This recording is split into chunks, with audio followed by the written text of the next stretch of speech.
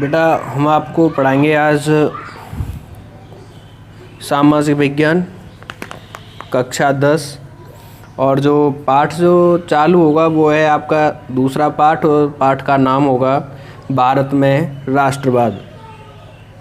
इसमें कुछ main important महत्वपूर्ण कुछ ऐसी बिंदु हैं जिन्हें मैं आपको कुछ समझाऊंगा। जैसे कि भारत में आधुनिक राष्ट्रवाद के उदय में उपनिवेशवाद विरोधी आंदोलन की विशेषता भूमिका थी।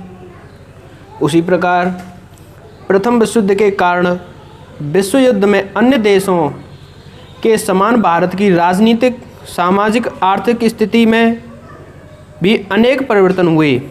देश में प्रायः सभी वस्तुओं की कीमत दोगुनी हो गई, जिसके परिणाम स्वरूप लोगों की कठिनाइयाँ बढ़ गईं।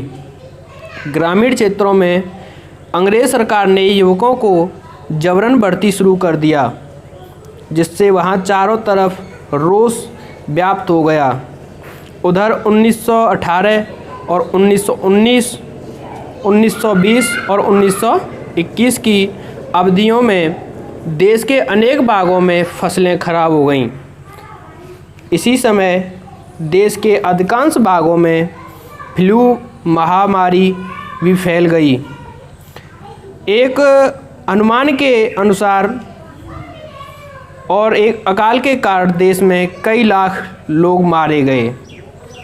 सन 1915 में महात्मा गांधी दक्षिणी अफ्रीका में भारत वापस लौट रहे थे।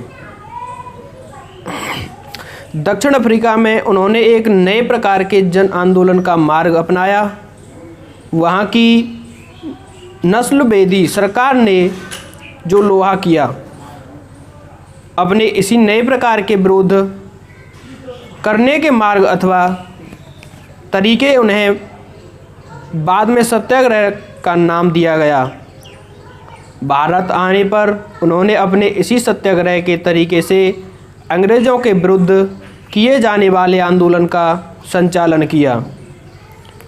भारत के बाद गांधी जी ने देश के अनेक स्थानों पर सत्याग्रह आंदोलन का संचालन किया।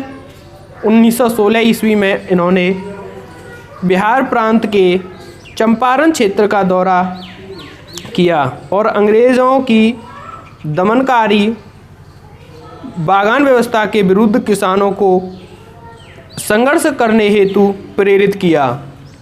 1917 ईस्वी में उन्होंने गुजरात के खेड़ा नामक ज़िले में किसानों की सहायता के लिए सत्याग्रह आंदोलन चलाया। इसके उपरांत 1918 ईस्वी के अहमदाबाद में सूती कपड़ा कारखाने के मजदूरों के समर्थन में सत्याग्रह आंदोलन के लिए भी गए। 1919 में ब्रिटिश सरकार के द्वारा रॉयलेट एक्ट के नाम से एक कानून पारित किया गया। एक एक्ट के आधार पर अंग्रेजी शासन जो आंदोलनकारियों की राजनीतिक गतिविधियों के दमन करने और राजनीतिक कैदियों पर बिना मुकदमा चलाए ही 2 साल तक कैद में रखने का अधिकार प्राप्त हो गया।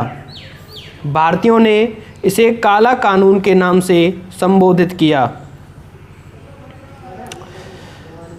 13 अप्रैल 1919 ईस्वी जलियांवाला बाग हत्याकांड हुआ।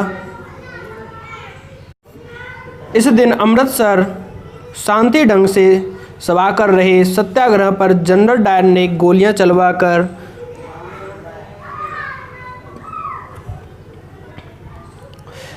आसपास के गांव के बहुत से लोग इन दिन इसी बाग में बैसाखी का मेला देखने के लिए भी आए हुए थे।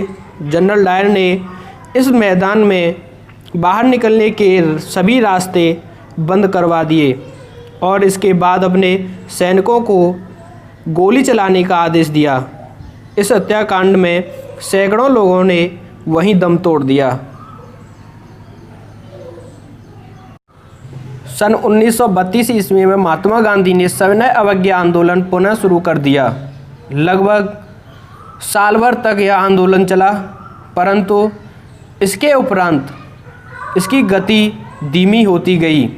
1934 ईस्वी में यह आंदोलन समाप्त हो गया।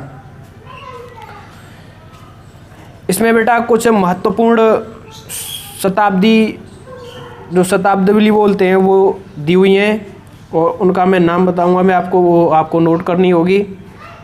जैसे नंबर 1 बहिष्कार, सत्याग्रह, रॉयल अटैक, साइमन कमीशन, हरिजन, स्वदेशी, सविनय अवज्ञा, असहयोग आंदोलन। तो बेटा ये भारत में राष्ट्रवाद सामाजिक पार्ट 2 का फर्स्ट पार्ट रहेगा। कल हम आपको पढ़ाएंगे कि भारत में राष्ट्रवाद सामाजिक से सेकंड पार्ट। तो अपना काम करते रहें और बेटा ध्यानपूर्वक पढ़ते रहें।